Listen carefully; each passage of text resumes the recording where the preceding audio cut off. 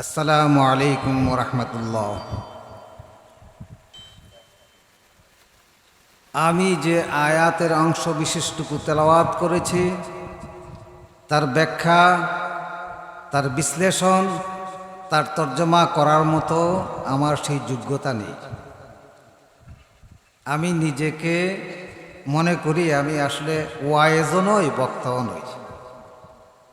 মুরব্বীর নির্দেশে আমি দু একটি কথা বলার চেষ্টা করব। যে এইখানে যে আমরা আসছি, আমরা বসছি, এতে আমাদের লাভটা কি? আমি আগেই বলছি যে আমি বক্তা নই, আমি আপনাদের সাথে কথা বলব। এইখানে বসলে, এই মাহফিলে আসলে, উলামায়ে কেরামদের সোহবতে আসলে লাভটা কি? লাভ হলো আমাদের দেশে সুসা দান থাকে না, ভালো দানের সাথে সুসা দানও তো থাকে।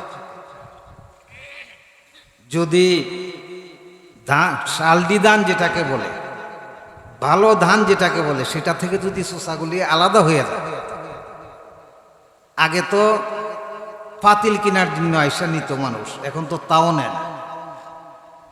আর এই সুসা ধানটাই যদি ভালো ধানের সাথে থাকে, তাহলে মর্যাদা মূল্যটা কতটুকু হয়? ভালোটার যে দাম, সুসাটারও সেই দামই হয়। ঠিক তেমনিভাবে স্বর্ণের যে খাদ থাকে, যেটাকে আমরা খাদ বলি, স্বর্ণের সঙ্গে যতক্ষণ এটা লাগানো থাকে তখন এটার মূল্য স্বর্ণের মতোই থাকে। ঠিক তেমনিভাবে আরেকটা বিষয় হচ্ছে যে এক কবি একবার মাটি নিয়েছিল বাগান থেকে। তো নাকের কাছে নেওয়ার পর মাটিকে জিজ্ঞাসা করতেছে যে তুমি তো সাধারণত মাটি, তোমার মধ্যে ফুলের ঘ্রাণ কোত্থেকে আসে?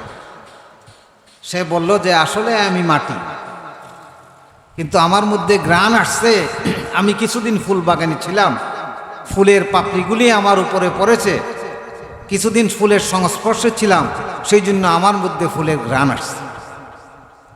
মেরে দোস্ত আর ভাইও, আমরা যারা দূরে থাকি আমরাও মানুষ, ওলামায়ে কেরাম যারা কোরআন হাদিসের সংস্পর্শে থাকে তারাও মানুষ। এই দুই মানুষের মধ্যে পার্থক্য অনেক বেশি।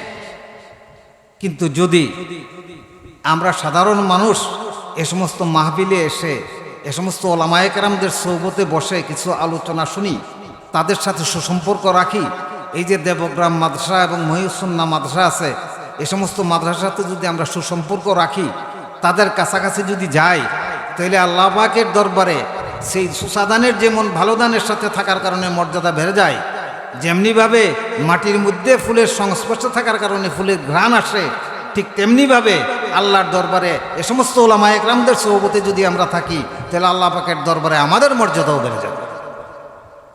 সেই জন্য এ সমস্ত মাহফিলে আসা দরকার, ওলামায়ে কেরামদের কাছাকাছি বসা দরকার, তাদের সোহবতে থাকা দরকার। কারণ সোহবতের মাধ্যমেই সাহাবি হয়েছে, আল্লাহ রসুলের সোহবত পাওয়ার কারণেই তারা সাহাবি, এবং তাদের নামে শেষে রাদিয়াল্লাহু তাআলা আনহু বলা হয়। তো আমি প্রসঙ্গক্রমে এই কথাটা বললাম, হুজুর যদি আসে আমি আমার আলোচনা শেষ করে দেব। যেমন আমি মূল কথায় আমি আসি। পবিত্র কোরআনে আল্লাহ রাব্বুল আলামিন বলেন যে এমন বিষয় যে নামাজ, ইন্নাস সালাতা তানহা আনিল ফাহশাই ওয়াল মুনকার, নামাজ তোমাদেরকে সমস্ত গুনার কাজ থেকে, সমস্ত খারাপ কাজ থেকে বিরত রাখবে। আল্লাহ রসুল হাদিসে বলছেন তোমাদেরকে কেমনভাবে বিরত রাখবে?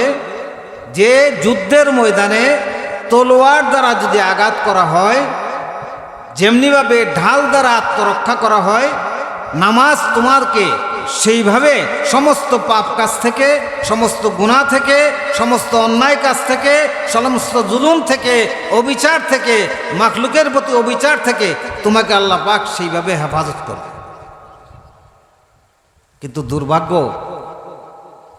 আমরা কি দেখি যে বেনামাজির কথা বাদ দিলাম, আমরা যারা নিজেদেরকে নামাজি দাবি করি, মসজিদের আগের কাতারও আমরা অনেকেই থাকি, এর মধ্যে খোঁজ নিলে দেখা যায় যে আমরা নামাজও পড়ি আবার মিথ্যা কথাও বলি, নামাজও পড়ি আবার অনেকে সুদের সাথেও জড়িত, এরকম প্রমাণও আছে। যদি ওই এলাকা নাই, অন্য এলাকায় আছে।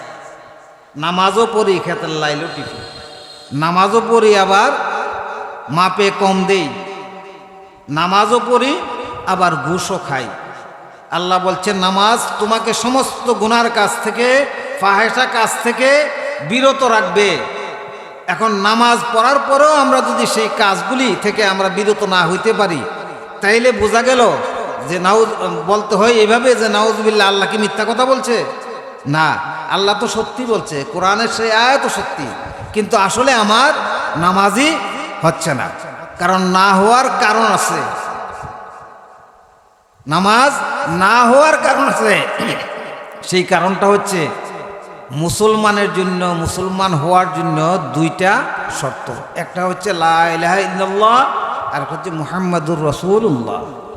তো লা ইলাহা ইল্লাল্লাহ আমরা পরে নিজেদেরকে মুসলমান দাবি করি, কিন্তু আল্লাহ কিন্তু আমাদেরকে কলেমা পড়লে, রসুলকে স্বীকৃতি দিলে আল্লাহ কিন্তু মুসলমান বলেন আমাদেরকে। কলেমা পড়লে ইমানদার হওয়া যায়, আর মুসলমান হতে গেলে মুসলমানিত্ব অর্জন করা লাগে।